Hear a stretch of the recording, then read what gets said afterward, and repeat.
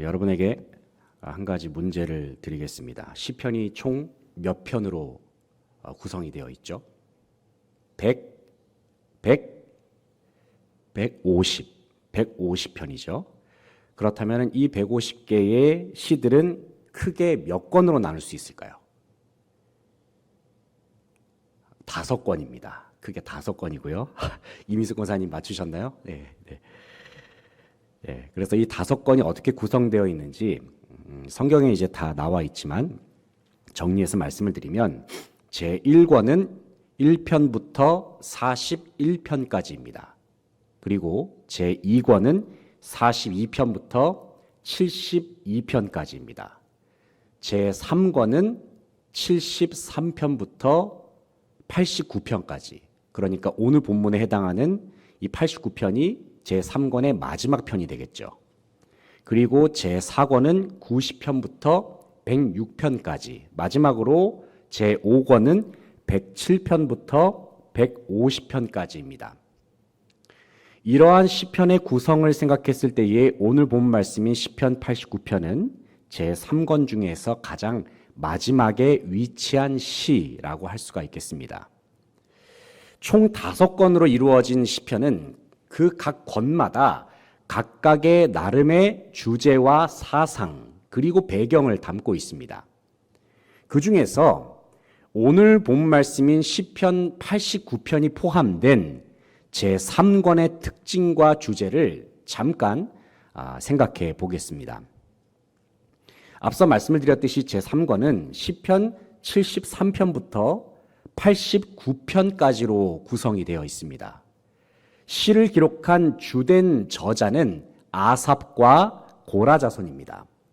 특별히 시편 제3권에서 많이 사용되는 단어가 있는데 성소, 시온 이런 단어들이 많이 사용되고 있습니다.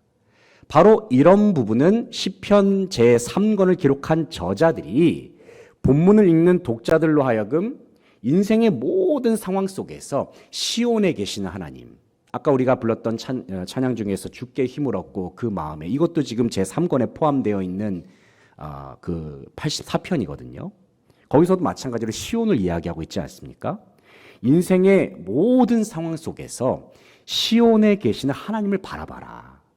시온에 계시는 하나님을 예배해라. 바로 그것을 촉구하는 내용들이 시편 제3편에 들어 있습니다. 그런데 우리가 시편 제3권에 기록된 시들을 하나하나 읽어보면은 본문의 분위기 자체가 그렇게 하나님을 찬송하거나 예배할 만한 상황은 아닙니다. 왜냐하면 본문을 기록한 시편 기자의 주변에는 다양한 종류의 고난과 어려움이 가득하기 때문입니다. 여기에는 개인적인 고난이 있습니다. 인생의 크고 작은 문제, 대적들의 공격으로 말미암는 어려움, 그러한 어려움들이 또 개인적인 고난으로 다가오기도 했습니다. 또 공동체적인 고난도 기록이 되어 있습니다. 나라가 위기에 빠집니다. 이방 나라의 침공으로 말미암아서 많은 사람들이 위기를 겪고 심지어 목숨까지 잃었습니다.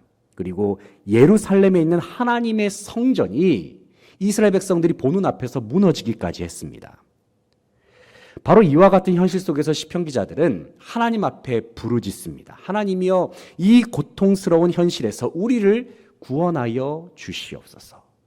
하나님이여, 주님께서 선택하신 자기 백성, 주님께서 선택하신 이 나라, 특별히 시온이 있는 이스라엘을 하나님 구원하여 주시옵소서 간구하고 있습니다.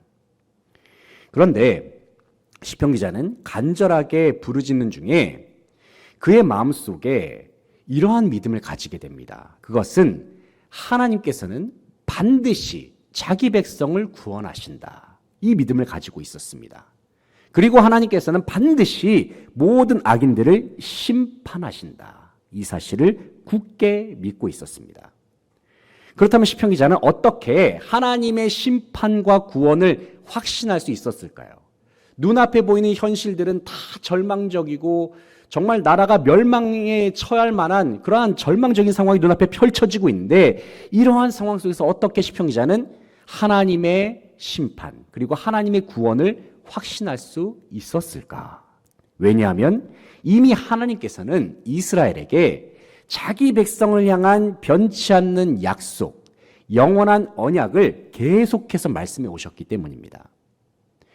분명 삶의 현실은 절망적이었지만 그래도 시편 기자는 이전에 말씀하셨던 하나님의 언약을 계속해서 붙들고 있었기 때문에 그는 결국 하나님의 심판, 하나님의 구원을 끝까지 신뢰할 수 있었습니다. 지금까지 제가 간략하게 말씀드린 이 내용이 시편 제3권 전체를 관통하는 핵심적인 사상이라고 할 수가 있습니다. 오늘 본 말씀인 시편 89편은 시편 제3권의 마지막 부분으로서 하나님의 언약을 강조하는 시입니다. 하나님의 언약을 강조한다. 이 말이 무슨 의미일까요? 쉽게 말하면 이런 의미입니다. 하나님, 이전에 우리에게 약속하신 것 꼭 이루어 주십시오. 그 옛날 이스라엘에게 하신 말씀, 우리에게 주신 그 언약을 꼭 기억해 주시고 그것을 반드시 이루어 주시길 바랍니다. 바로 이러한 의미가 언약을 앞세우면서 하나님 앞에 기도하는 그러한 내용입니다. 그렇다면 시편 기자는 왜 하나님 앞에서 하나님의 언약을 주님 앞에서 앞세우면서 그렇게 강조하면서 그렇게 기도를 하고 있을까요? 왜냐하면 본문의 배경을 살펴보게 되면 이스라엘이 처한 현실은 마치 하나님께서 언약을 잊어버리신 것처럼 보이는 상황이기 때문입니다. 오늘 본 말씀이 언제 기록이 되었는지는 분명하게 그 시점을 알 수는 없습니다. 어떤 성경학자는 아마도 시편 89편이 남유다가 바벨론의 침공을 받아서 멸망당하기 직전에 기록했다라고 말하기도 합니다. 확실한 것은 시편 기자는 본 말씀에서 이스라엘이 겪고 있는 어려움으로 말미암아 무척 고통스러워하면서 부르짖고 있습니다. 그리고 무엇보다도 시편 기자가 가장 비통해하는 부분이 이것입니다. 그것은 하나님과 영원한 언약을 맺은 이스라엘, 하나님과 영원한 언약을 맺은 다윗 왕조가 무너질 위기에 처해 있다는 것입니다. 사무엘하 7장을 보면은 하나님께서 다윗 왕과 언약을 맺으시는 장면이 나옵니다. 여러분, 다윗 왕이 어떤 왕입니까? 그는 중심으로 하나님을 사랑했던 이스라엘의 왕이었습니다. 어느 날 다윗은 자신이 살아있을 때에 하나님을 위해서 성전을 짓기를 원했습니다. 왜냐하면 자기 자신은 왕으로서 화려한 궁전에 있었지만 하나님의 임재가 머무는 언약궤는 초라한 성막에 있었기 때문입니다. 하나님은 다윗이 주님을 이처럼 지극하게 생각하고 있는 그 중심을 다 알고 계셨습니다. 그 마음이 너무나도 기특하셨어요. 그래서 하나님은 다윗에게 놀라운 언약을 선물로 주시고자 했습니다. 그 언약의 내용을 간단하게 설명드리면 이렇습니다. 먼저 성전을 짓는 것은 다윗의 손으로 짓게 하시기보다는 그 아들인 솔로몬이 성전을 짓게 하시겠다고 하셨습니다. 왜냐하면 다윗은 수많은 전쟁을 치러왔기 때문에 그의 손에 많은 피를 묻혀왔기 때문입니다. 하지만 하나님께서는 분명한 약속을 하셨습니다. 그것은 성전을 짓는 다윗의 아들의 왕조, 결국엔 다윗의 왕조죠. 다윗의 아들의 왕조가 영원히 견고하게 설 것이라는 약속이었습니다. 물론 다윗 왕조가 중간에 범죄하기라도 한다면 하나님께서는 채찍으로 징계하실 것임도 말씀하셨지만 그래도 하나님께서는 다윗 왕조와 세운 언약을 끝까지 지키실 것이고 그의 왕조를 영원토록 대대로 안전하게 보존하실 것임을 확실하게 약속하셨습니다. 그런데 이와 같은 영원한 언약이 있었던 다윗 왕조가 이방 나라의 손에 의해서 멸망당할 위기에 처하고 만 것입니다. 물론 그들이 이러한 위기를 겪은 것은 이스라엘이 하나님 앞에 범죄했기 때문이었습니다. 하지만 아무리 그렇다 하더라도 하나님께서는 그 옛날 다윗 왕과 언약을 세우셨습니다. 그 언약은 영원히 깨지지 않는 언약이었습니다. 이러한 다윗 언약은 이스라엘 백성들이 절대적으로 믿어왔던 언약이었습니다. 그래서 그들은 위기에 처한다 하더라도 그래도 하나님은 이 언약을 기억하셔서 우리를 구원해 주실 것이다. 우리를 회복시켜 주실 것이다 라고 그렇게 생각해 왔습니다. 그런데 지금 그들 눈앞에서 다윗 왕조가 이방 나라의 손에 의해서 아무런 힘도 써보지 못하고 무기력하게 공격을 당하고 있습니다. 게다가 하나님의 언약궤가 있는 성전까지도 이방 민족에 의해서 파괴되고 있습니다. 시편 기자는 바로 이와 같은 장면을 눈으로 보면서 큰 충격을 받았습니다. 이와 같은 충격은 아마도 이스라엘 백성들도 별반 다르지 않았을 것입니다. 그렇다면 당시 위기를 겪었던 이스라엘 백성들은 이런 질문을 마음에 품었을 수도 있습니다. 그 옛날 하나님께서 다윗에게 주셨던 언약은 이제는 다 끝나버린 것인가? 이제 하나님께서는 범죄한 이스라엘을 포기하신 건가? 혹시 하나님께서는 우리의 죄악 때문에 주님께서 주님의 손으로 친히 언약을 파기하신 것일까? 이렇게 생각할 수도 있습니다. 본문을 기록한 시편 기자도 이와 비슷한 질문을 동일하게 던지면서 오랜 시간 동안 많은 고민을 거듭해 왔을 것으로 보입니다. 그런데 수많은 질문을 던져본 이후에 그가 내렸던 결론은 바로 이것입니다. 그것은 하나님께서는 반드시 언약을 지키신다. 이것이 시편 기자가 내린 결론입니다. 그리고 그는 이러한 확신을 바탕으로 무려 52절이나 되는 89편이 52절까지 있거든요. 52절이나 되는 긴 분량의 시를 써내려가기 시작합니다. 시편 89편은 크게 세 부분으로 나눌 수가 있거든요. 먼저는 첫 번째 부분인 1절부터 18절까지의 말씀, 오늘 본 말씀이죠. 오늘 본 말씀의 부분에서 시편 기자는 먼저 다윗 왕조와 언약을 맺으신 하나님께 감사하면서 주님의 위대하신 권능을 찬양하고 있습니다. 그리고 그 언약을 누리고 있는 하나님의 백성들이 경험하는 그 복이 무엇인지, 언약으로 말미암는 복이 무엇인지를 노래합니다. 두 번째 부분은 19절부터 37절까지의 말씀입니다. 여기서 시편 기자는 그 옛날 하나님께서 다윗과 어떻게 언약을 맺으셨는가 회상하면서 말씀을 기록하고 있습니다. 마지막 부분은 38절부터 52절까지의 말씀입니다. 이 부분에서 시편 기자는 하나님께서 다윗과 맺은 언약을 기억하셔서 속히 자기 백성을 이 모든 어려움에서 건져 주십시오. 하나님 앞에 호소한 내용이 가장 마지막 부분에 그렇게 기록이 되어 있습니다. 오늘은 그 중에서 시편 89편의 첫 번째 부분이라 할 수 있는 1절부터 18절까지의 말씀을 살펴보기 원합니다. 앞서 말씀을 드렸듯이 본문은 시편 기자가 하나님께서 이스라엘에게 주신 언약으로 말미암아 하나님을 찬송하는 내용입니다. 우리는 오늘 본문을 통해서 하나님께서 주신 언약을 누리는 하나님의 백성들이 누리는 복이 무엇인지 그 내용을 확인할 수가 있습니다. 이 시간 본문에 기록된 다윗 왕조에게 주신 하나님의 언약에 관한 내용을 함께 살펴보면서 자기 백성에게 하나님께서 어떠한 뜻을 가지고 계시고, 특별히 여기서 자기 백성이라면 오늘 본문에 나오는 이스라엘을 의미하기도 하지만 오늘날은 바로 저와 여러분, 교회를 말하는 것이죠. 바로 우리를 향한 하나님의 뜻과 계획이 무엇인지 본문을 살펴보면서 함께 생각해 보기를 원합니다. 첫째는 하나님께서는 자기 백성과 맺은 언약을 잊지 않으십니다. 하나님은 언약을 반드시 기억하시는 하나님이세요. 본문 1절, 2절 말씀을 같이 한번 읽어보겠습니다. 1절, 2절 시작. 내가 여호와의 인자하심을 영원히 노래하며 주의 성실하심을 내 입으로 대대에 알게 하리이다. 내가 말하기를 인자하심을 영원히 세우시며 주의 성실하심을 하늘에서 견고히 하시리라 하였나이다. 아멘. 본문 1절을 보시면 내가 여호와의 인자하심을 영원히 노래하며 주의 성실하심을 내 입으로 대대에 알게 하리이다 말씀합니다. 여기서 하나님의 성품 두 가지가 나오고 있죠. 여호와의 인자하심, 또 하나는 주의 성실하심. 인자하심과 성실하심을 기억하시기 바랍니다. 또 2절을 보시기 바랍니다. 또 시편 기자가 이렇게 말합니다. 내가 말하기를 인자하심을 영원히 세우시며 주의 성실하심을 하늘에서 견고히 하시리라 하였나이다 말씀합니다. 여기서도 마찬가지로 인자하심, 성실하심이 또 반복이 되고 있습니다. 방금 읽은 말씀에서 우리는 하나님의 성품 두 가지를 확인할 수가 있죠. 하나님의 인자하심, 하나님의 성실하심. 먼저 하나님의 인자하심은 무엇입니까?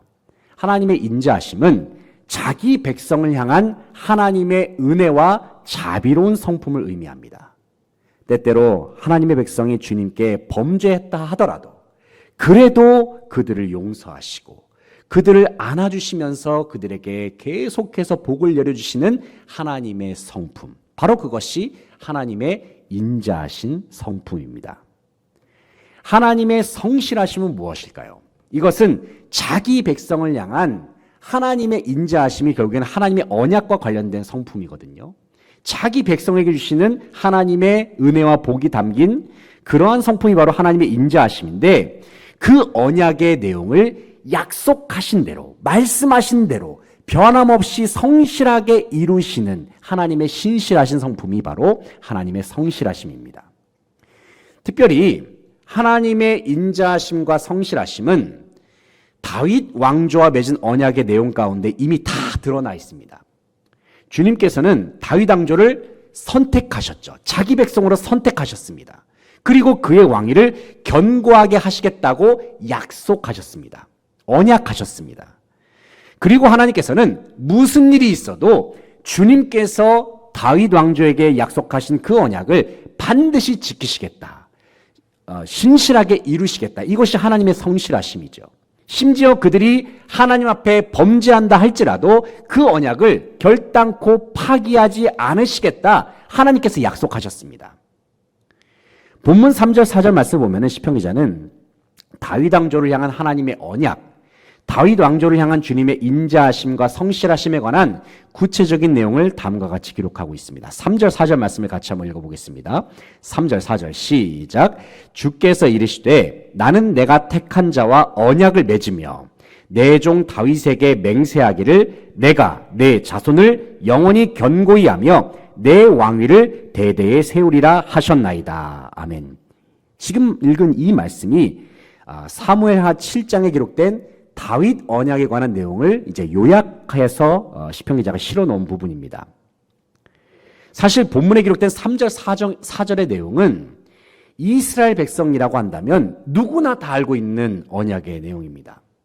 이것은 마치 대한민국 사람이라면 마땅히 애국가를 다 알고 있는 것과도 같습니다.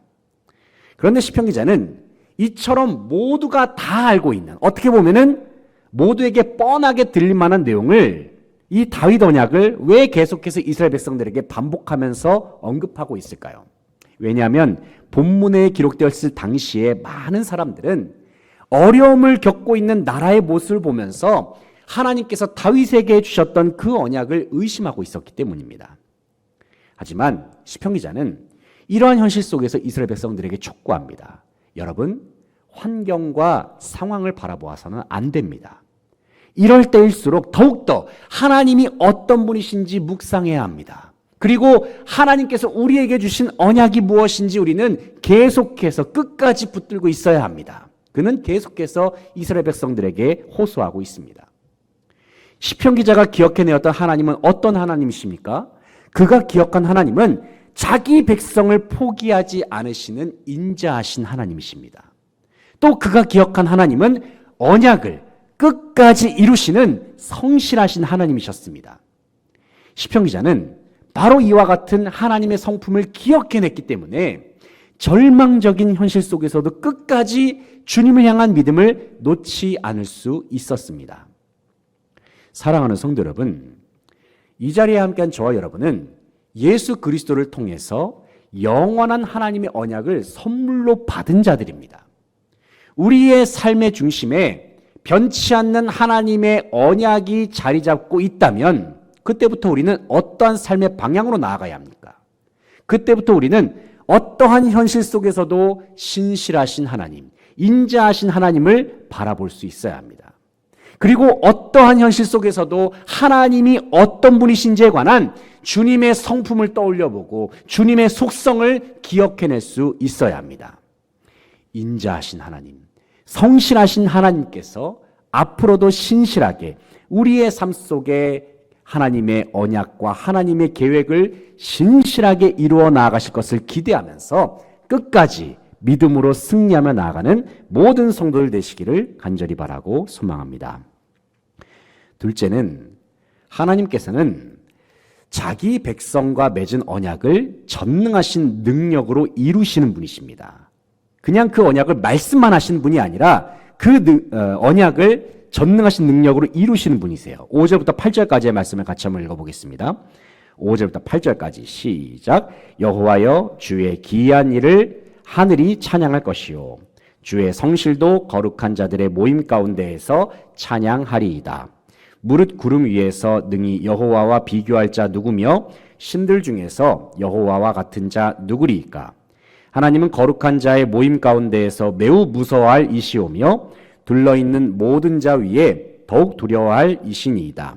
여호와 만군의 하나님이여 주와 같이 능력 있는 자 이가 누구리이까? 여호와여 주의 성실하심이 주를 둘렀나이다. 아멘. 방금 읽은 5절부터 8절까지의 말씀을 보면은 시편 기자는 하나님의 전능하신 능력을 찬양하고 있습니다. 그리고 이 세상 그 어떤 신들도 그 어떤 우상도 감히 하나님과 견줄 수가 없음을 말씀합니다. 여러분, 하나님은 어떤 분이십니까? 하나님은 전능하신 능력으로 천지 만물을 창조하신 분이십니다. 하나님은 또 어떤 분이십니까? 주님은 절대적인 주권으로 온 세상을 다스리시고 주관하시는 분이십니다. 시편 기자는 이어지는 9절부터 13절에서 온 세상의 창조주가 되신 하나님, 그리고 온 세상의 절대적인 주권자가 되신 하나님을 노래하고 있습니다. 그 중에서 먼저 9절부터 11절을 보게 되면 시편 기자는 온 세상을 다스리시는 하나님의 절대 주권에 대해서 먼저 노래하고 있거든요. 9절부터 11절까지의 말씀을 한번 읽어보겠습니다. 9절부터 11절 시작. 주께서 바다의 파도를 다스리시며 그 파도가 일어날 때에 잔잔하게 하시나이다. 주께서 라합을 죽임당한 자같이 깨뜨리시고 주의 원수를 주의 능력의 팔로 흩으셨나이다. 하늘이 주의 것이요 땅도 주의 것이라 세계와 그 중에 충만한 것을 주께서 건설하셨나이다. 아멘. 방금 읽은 말씀에서 시편 기자는 거센 파도를 잠잠케 하신 하나님, 홍해를 가르심으로 이스라엘을 구원하시는 하나님을 노래하고 있습니다. 그리고 11절을 보면 시편 기자는 모든 자연 만물을 다스리시는 하나님의 절대 주권을 찬양합니다. 이어지는 12절 13절 말씀을 보면 시편 기자는 온 세상을 창조하신 하나님의 전능하신 능력을 찬양하고 있는데, 이어지는 12절 13절 말씀도 같이 한번 읽어볼게요. 12절 13절 시작. 남북을 주께서 창조하셨으니 다볼과 헤르몬이 주의 이름으로 말미암아 즐거워하나이다. 주의 팔에 능력이 있사오며 주의 손은 강하고 주의 오른손은 높이 들리우셨나이다. 아멘. 방금 읽은 말씀에서 시편 기자는 온 세상을 창조하신 주님의 전능하신 능력을 찬양하고 있습니다. 이처럼 시편 기자는 본문의 긴 분량을 사용하면서 하나님의 절대적인 능력과 절대적인 주권을 찬양합니다. 그렇다면 왜 시편 기자는 이와 같은 다양한 표현과 언어들을 동원하면서 주님의 능력을 강조하고 있을까요? 왜냐하면 하나님께서는 자기 백성을 향한 언약의 말씀을 실제로 이루실 수 있는 능력이 있는 분이심을 강조하기 위해서입니다. 다시 말해서 하나님은 말씀만 하시는 분이 아니라 말씀하신 모든 것을 완전히 이루시는 분이라는 사실입니다. 본문에서 계속해서 말씀하시는 부분이 바로 하나님의 인자하심과 하나님의 성실하심이죠. 그런데 이러한 하나님의 성품은 단순히 말씀에만 기록되어 있는 그러한 성품이 아니라 전능하신 능력으로 온 세상 가운데 성취되고 실제로 드러나게 될 것임을 시편 기자는 선포하고 있습니다. 방금 읽었던 8절을 다시 한번 보시기 바랍니다. 먼저 시편 기자가 뭐라고 말씀합니까? 여호와 만군의 하나님이여 주와 같이 능력 있는 이가 누구리이까? 하나님의 능력을 찬양하고 있잖아요. 그리고 나서 이어지는 표현이 무엇입니까? 여호와여 주의 성실하심이 주를 둘렀나이다 말씀하고 있습니다. 이 말씀이 의미한 바가 무엇입니까? 하나님께서 전능하신 능력으로 주님의 성실하심을 반드시 이루신다. 이 말씀입니다. 또 14절을 보시면 시편 기자는 다시 한번 주님의 인자와 성실을 또 언급하고 있어요. 14절 한번 읽어보겠습니다. 14절 시작. 의와 공의가 주의 보좌의 기초라. 인자함과 진실함이 주 앞에 있나이다. 아멘. 14절에서 주님께서 앉으신 보좌는 지극히 높으신 하나님의 권세와 능력을 의미하는 상징적인 보좌입니다. 그런데 이러한 보좌에 앉으신 주님 앞에 무엇이 있습니까? 인자함과 진실함이 주님 앞에 있다 말씀하고 있습니다. 우리는 이러한 시편 기자의 선포를 통해서 분명한 사실 한 가지를 알 수가 있습니다. 그것은 하나님께서는 주님께서 말씀하신 것들을 반드시 지키시고 이루시는 분이라는 것입니다. 다시 말해서 하나님은 말로만 약속하시는 그러한 분이 아니시고 그 약속을 기억하지 못하시거나 소홀히 여기시는 분도 아니라는 말씀입니다. 사랑하는 성도 여러분, 우리 하나님은 말씀하신 것을 반드시 이루시는 분이십니다.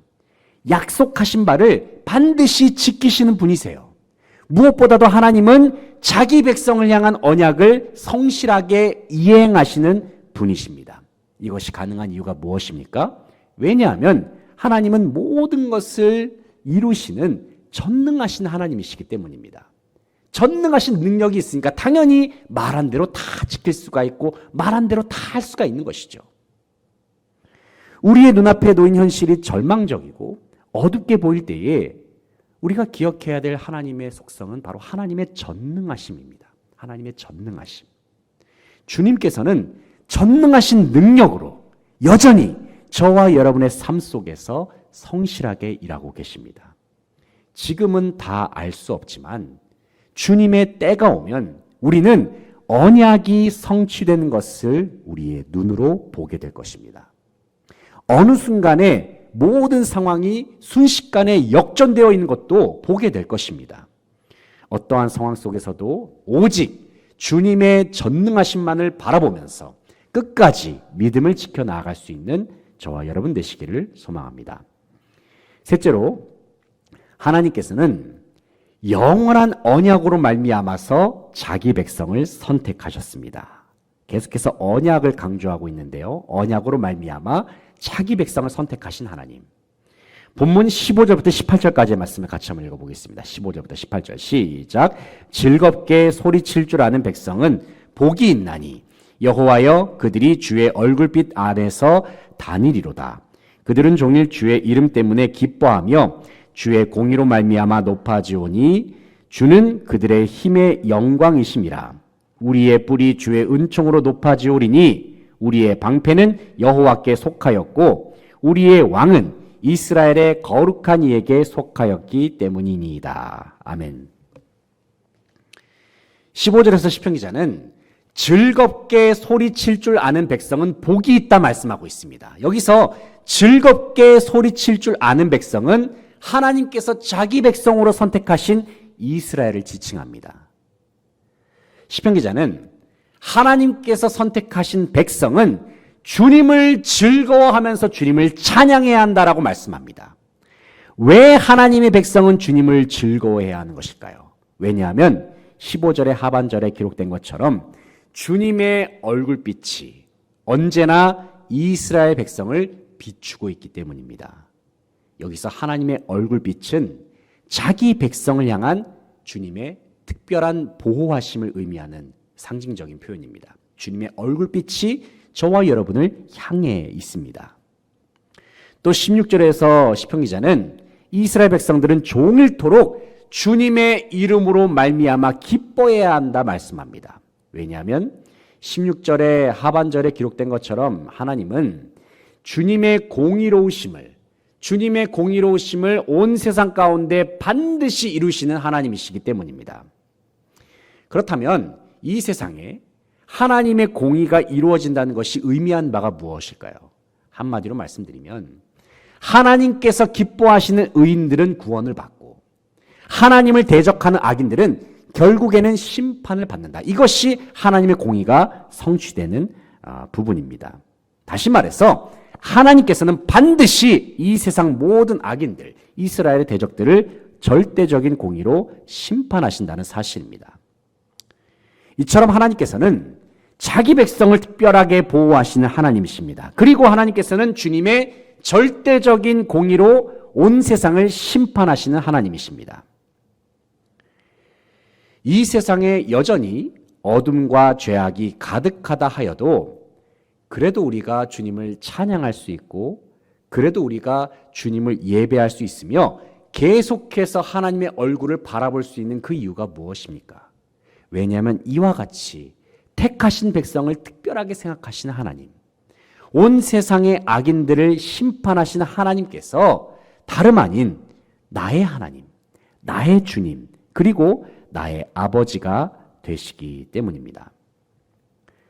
사랑하는 성도 여러분, 하나님께서는 저와 여러분을 예수 그리스도로 말미암는 영원한 언약 가운데 하나님의 자녀요 자기 백성으로 선택하셨습니다. 우리는 이 언약이라는 말이 계속해서 익숙해져야 돼요. 하나님께서 우리에게 그냥 선물로 주신 것이기 때문에 이 언약이란 단어에 계속해서 익숙해져야 하는 것이죠. 그 언약이 있기 때문에 우리가 하나님의 자녀요 백성이기 때문에 그렇습니다.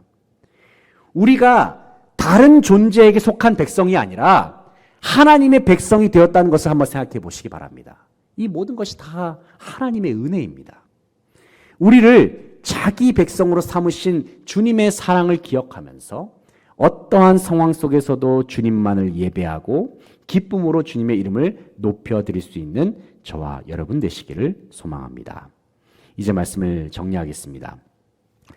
사랑하는 성도 여러분, 인생의 고난과 어려움이 우리의 눈앞에 적나라하게 드러날 때면 대부분의 사람들은 당연히 낙심할 수밖에 없고 두려워할 수밖에 없습니다. 심지어 그 고난이 내 힘과 노력으로는 도저히 극복되지 않을 만큼의 수준이라면 더욱 그러할 것입니다. 하지만 그와 같은 현실 속에서 시편 기자는 우리에게 하나님의 언약을 기억하라 우리에게 말씀하고 있습니다. 왜냐하면 하나님의 언약을 기억한 것 자체가 우리에게는 진정한 복이 되기 때문입니다. 특별히 하나님께서는 영원한 언약으로 말미암아 우리를 자기 백성으로 삼아주셨습니다. 하나님께서는 자기 백성에게 허락하신 언약을 결단코 잊지 않으시는 분이십니다. 그리고 하나님께서는 전능하신 능력으로 주님께서 약속하신 언약을 반드시 이루십니다. 지금 당장에는 우리를 향한 하나님의 계획을 다 알지 못할 수도 있습니다. 우리를 향한 하나님의 언약이 뭔가 더디게 이루어지는 것처럼 보일 수도 있습니다.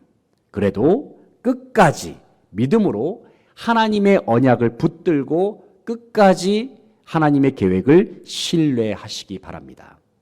때가 되면 반드시 저와 여러분의 삶 속에 그리고 온 세상과 열방 가운데 하나님의 뜻과 계획은 완전히 성취될 것입니다. 이 사실을 기억하면서 어떤 상황 속에서도 변치 않는 믿음으로 승리하면서 끝까지 믿음으로 승리할 수 있는 모든 수지강상의 성도들 다 되시기를 간절히 바라고 소망합니다. 기도하시겠습니다.